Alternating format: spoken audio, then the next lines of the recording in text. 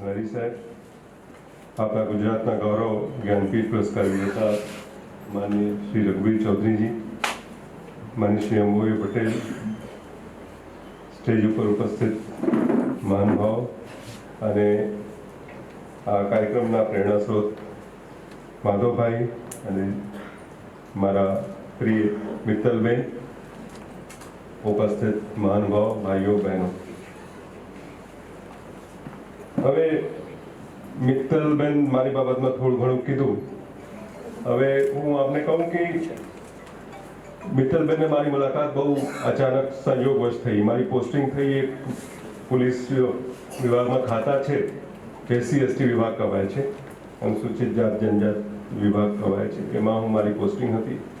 અને થોડાક પ્રશ્નો આવ્યા તો સામાન્ય રીતે કેટલાક પ્રશ્નો બહુ આપણે જોઈએ બનાવો જોઈએ તો થોડું ડિસ્ટર્બ કરી દેતા હોય છે. એવા કેટલાક બનાવ થતા હોય તો મને યાદ છે કે મિત્તલબેનને મેં સામેથી બોલાવ્યો કે મળવા માંગુ છું, થોડું ચર્ચા કરીએ કે કંઈક સકારાત્મક રીતે કંઈક કામો કરીએ. અને મિત્તલબેન મને પહેલી વખત મળેલા અને હું આપને કહું કે પહેલી વખત મળેલો અને 5 મિનિટમાં મળેલું કે આ વ્યક્તિત્વમાં there is something exceptional, કંઈ વિશેષ છે.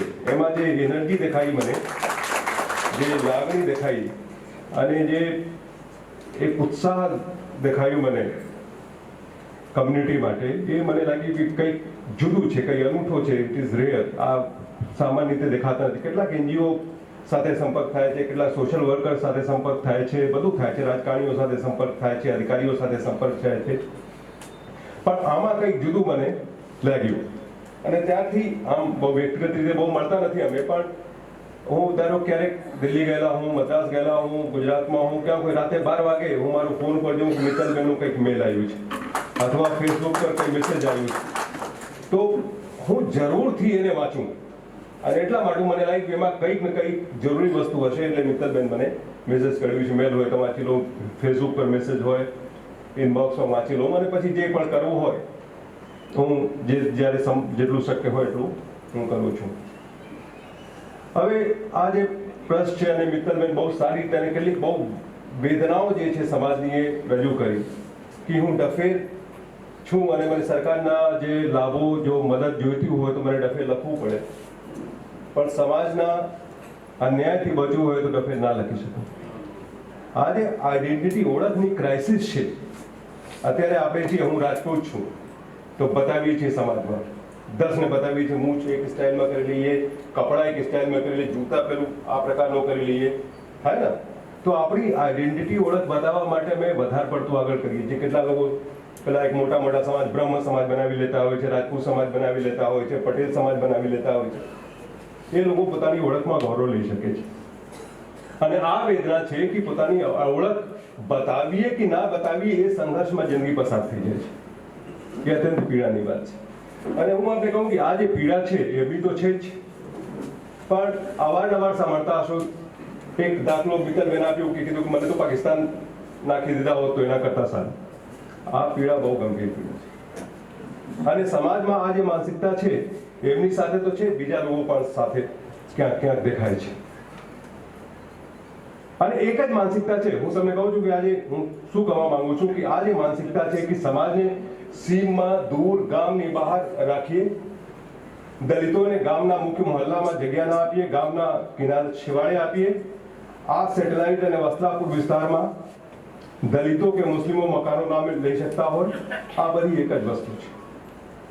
એને જુદી જુદી રીતે ના જોઈ શકાય. આ માનવ અધિકારોની વાત છે, સમાનતાની વાત છે.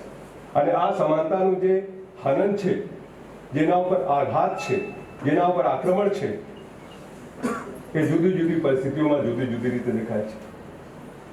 તમે જ વિચારો, હું દલિત હોઉં અને વસ્ત્રાપુરમાં એક સોસાયટીમાં મકાન નહીં લઈ શકતો હું, અને એ ચાલી જાય છે. એ ચાલી જાય છે એટલા માટે કે અમે જે મેજોરિટીમાં છીએ એમને કંઈ ફેર પડતો નથી. એમની સાથે પણ સમસ્યા એ જ છે કે ગામના લોકો મેજોરિટીમાં છે એટલે એમને દુઃખોની એની કઈ સમજ જ નથી, કઈ એપ્રિસિએશન નથી, કઈ વેદનાનો આભાસ નથી. હું સુરેન્દ્રનગર અને મહેસાણા જિલ્લામાં નોકરી કરેલો. સુરેન્દ્રનગરમાં 4 વર્ષ અને મહેસાણા જિલ્લામાં 3 વર્ષ. અને હું આપણે કહું કે હું ક્યાંક પણ જાઉં અને એ જે એવા સમુદાયો હોય તો હું જાણવાનો પ્રયાસ કરું. બંને જિલ્લામાં ડફેર વસ્તી છે. મહેસાણામાં તો ગામમાં છે, મુખ્ય ગામમાં છે, અને સુરેન્દ્રનગરમાં પણ કેટલાક વિસ્તારોમાં શિયાણી ગામ નું નામ લેવાયું. બીજા પણ ગામડાઓમાં સીમરેખાથી રીતે એ લોકો કામ કરતા હતા. તો એ જ રીતે કે પોલીસનો કંઈક પણ થાય તો ડફેરોના દંગામાં જાય અને રેડ કર્યા છે. પછી મારો પ્રશ્ન એક જ હોય, તમે મને કહો કે 2012-13માં એક વર્ષમાં કેટલા ગુનાઓ ડફેરોના નામે નોંધાયેલા છે તમારા જિલ્લામાં, સુરેન્દ્રનગર જિલ્લામાં દાખલા તરીકે? તમને જાણવામાં કે 2 ગુનાઓ નોંધાયેલા છે. એમાં કેટલાની લૂંટ થઈ છે? એકમાં 2,000, એકમાં 3,000, 5,500. તો મારો પ્રશ્ન એટલું હોય છે કે જો તમારે 2400 ગુનાઓમાં, અને બધા જે નાના મોટા ગુનાઓ લઈએ છે 6,000 થી 8,000 ગુનાઓમાં, જો ફક્ત 2 ગુનાઓ ડફેરોના નામે નોંધાયેલા હોય તો તમે શું કરવા એટલું બધું એની પાછળ તમે પડી જાઓ છો? જો એ લોકો 2 ગુનાઓમાં કે 3 ગુનાઓમાં 7,000 ની લૂંટ કરેલી હોય, શું કરવા એ તમને વારંવાર એમના ત્યાં રેડ કરવા માટે પ્રેરિત કરે છે? અને એક કોઈ પટેલ ભાઈ કે બ્રાહ્મણ ભાઈ કે રાજપૂત ભાઈ કોઓપરેટિવ બેંકમાંથી 40 લાખની ઉચાપત કરી લીધી, એ તમને નથી દેખાતું. મારો પ્રશ્ન બહુ શાર્પ છે. હું દરિયાપુરમાં ડીસીપી હતો તો ઝોન 4માં 1998-2000ની વર્ષમાં, તો એમ કહેવામાં આવે કે અહીંયા તો દરિયાપુર એવો વિસ્તાર છે કે કદાચ આપ લોકોને થોડુંક આ ડિસ્ટર્બ કરે બધું વાતો.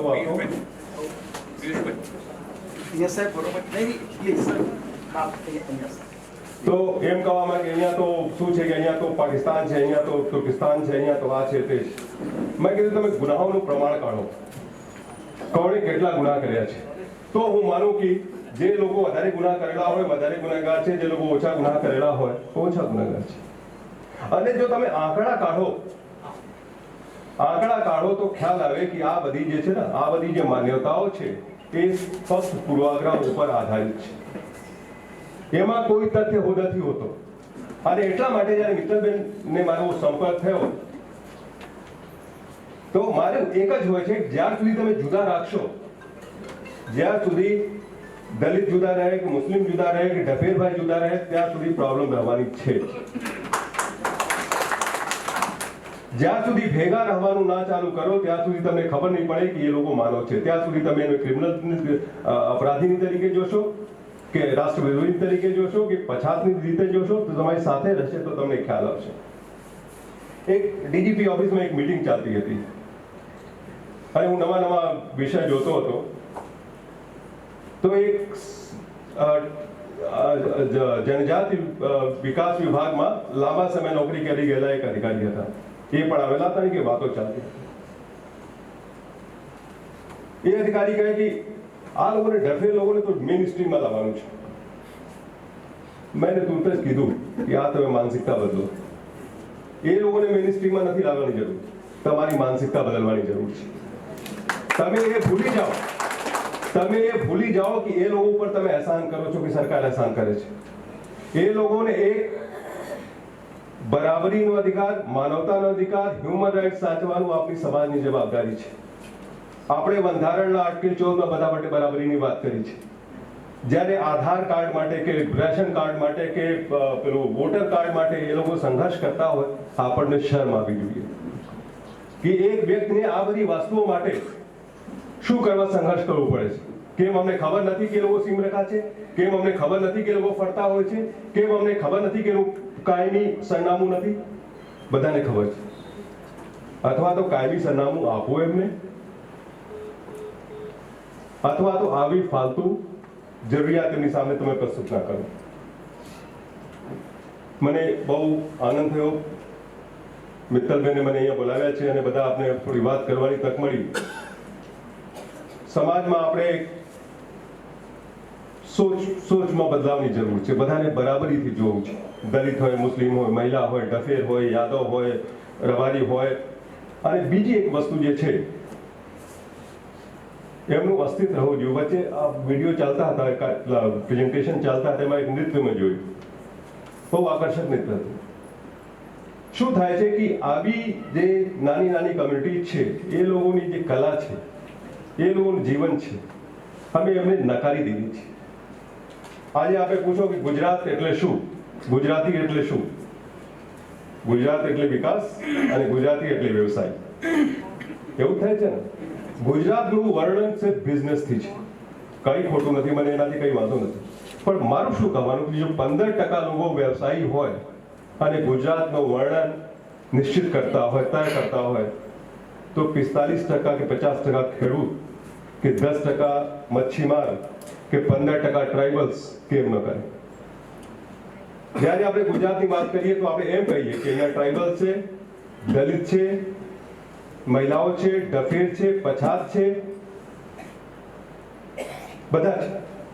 એ ગુજરાતનું સાચું વર્ણન થશે અને બધાનું ગુજરાતમાં કોન્ટ્રીબ્યુશન છે. ત્યારે અમે ગુજરાતની સાચી પરિભાષા દેશને અને દુનિયાને બતાવી શકીશું. જ્યારે અમે એરપોર્ટથી ગાંધીનગર જતા, ઇન્દિરા બ્રિજ પહેલા વળાંક ઉપર ગાંધીનગરમાં મોટા કાર્યક્રમો થતા હોય ત્યારે એ લોકોને જે ઝોપડપટ્ટી છે એ લીલા કપડા લગાડીને ઢાંકી દેવાનું પ્રથા ચાલુ રહેશે. ત્યાર સુધી અમે ના કરીશું. અમારામાં સાહસ હોવા જોઈએ, અમારામાં સાહસ હોવા જોઈએ કે અમે ગૌરવથી કહીએ કે એ લોકો અમારા સમાજના છે, પછાત છે અને અમારી જવાબદારી છે એ લોકોને સાથે લઈને ચાલવાની. એ થશે ત્યારે સાચું વિકાસ થશે. હું પ્રવચન લાંબુ નથી કરવા માંગતો. મને બહુ આનંદ થયો બધા સાથે અહીંયા થોડુંક મળીને અને જાણીને. મિત્તલબેને ઘણી જાણકારી આપી અને ભવિષ્યમાં જે પણ આપણે સાથે કામ કરવાનું પ્રસંગો આવશે આપણે ચોક્કસ સાથે કામ કરીશું. ધન્યવાદ.